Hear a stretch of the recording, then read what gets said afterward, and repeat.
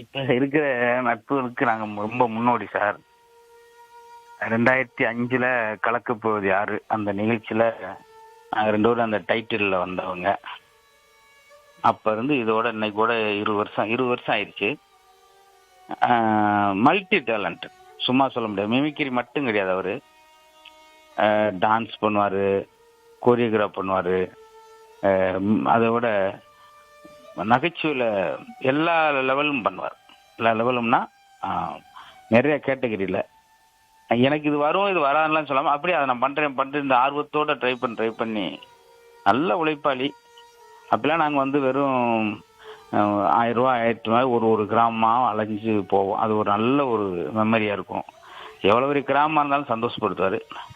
நல்ல கலைஞன், சந்தோஷப்படுத்தக்கூடிய ஆகச்சிறந்த கலைஞன், மல்டி டேலண்டட் பர்சனாலிட்டின்னு சொல்லக்கூடிய பல்சுவை கலைஞர்.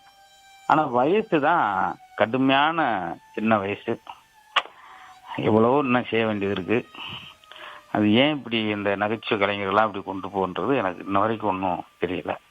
அது இந்த சமீப காலமாக நிறையா அந்த மாதிரி விவேக் சார், மயில்சாமி சார், மனோபாலா அந்த மாதிரி போகும்போது ரொம்ப அது நான் கூடயே ட்ராவல் 20 வருஷம் ட்ராவல். இப்போ கூட முந்தின நாள் கூட என்கிட்ட பேசியிருக்காரு. தங்கம் தங்கன்னு ஆரம்பிப்பார். இது இருக்கும்போது தெரிய மாட்டேது. இப்போ இல்லைன்னு ஒன்று எல்லாருமே, எனக்கு மட்டும் இல்லை, நண்பர்கள்லாம் இப்போ கூட ராமர் நானும் பேசிட்டு கிளம்பணும் அப்படின்ட்டு பேசிகிட்டு இருந்தோம். என்ன சொல்கிறேன்னு தெரில. ஏன்னா ஒரு நார்மல் பர்சன்னா நாங்கள் ஒன்றும் யோசிக்க மாட்டோம். எல்லா விஷயத்தையும் அவர் தொட்டவர். பெரிய திரையாக இருக்கட்டும், சின்ன திரையில் நடனமாக இருக்கட்டும், காம்படிஷன் அதெல்லாம் பண்ணிக்கிறேன், எனக்கு வரும், நான் பண்ணிடுவேன் அப்படின்ட்டு பெரிய ஒரு தன்னம்பிக்கையாளர். எப்படி என்ன சொல்கிறேன்னு அடுத்த வரி தெரியலை.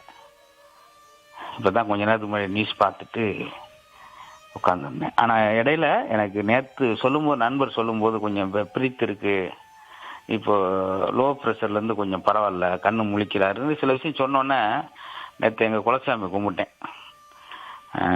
நல்லபடிக்கு சந்தோஷம். ஏன்னா ஒரு ஆளாக இருந்தால் கூட போதும் அப்படின்றது நேற்று நானும் நண்பர் பேசிக்கிட்டு இருந்தோம். அவர் நடமாடலாட்டி ஆளாக இருந்தாலும் போதும்னு சொல்லி. ஆனால் அது கூட நேற்று இதே நேரம் சொன்னாங்க நல்லா இருக்காருன்னு, பரவாயில்லன்னு சொன்னாங்க.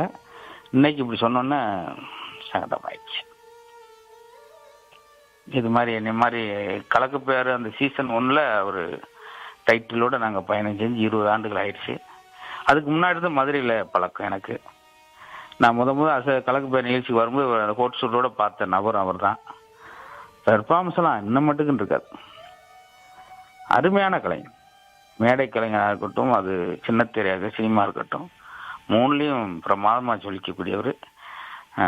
ஒரே ஒரு பொண்ணு, அந்த பொண்ணை குட்டி பொண்ணாக இருக்கும்போது அப்பயே மிமிக்கி அவங்க அப்பா மாதிரி பேசும். அந்த குடும்பம் தான் என்ன. ஏன்னா அடுத்த 2 நாளில் நாளை கழித்து காது ஊத்து வச்சுருந்தாங்க பேரனுக்கு பேத்திக்கோ மதுரையில். நாளை கழித்து நடக்கிற சம்பவம் அதான் ரொம்ப வேதனையாக இருக்குது எனக்கு. இப்போ நாளைக்கு கூட நண்பர்கள்லாம் எனக்கு பர்த்டேன்னு வரன்றிருந்தாங்க. எல்லாத்தையும் வேணாம்ட்டு இப்போ ஒரு இதோட கிளம்புறேன். ரொம்ப சாரி. என் கூட இருக்க நண்பர்கள், அந்த கலக்கு பேரில் வந்த கலைஞர்களாம் ரொம்ப க்ளோஸாக பழகக்கூடியவர். அவர் இழந்து வாடுகிற இந்திர சித்தா, பிரியங்காக்கா, அவங்களுக்கு பெரிய என்ன ஆறுதல் சொல்கிறேன்னு தெரியல. நன்றி பிரதர்.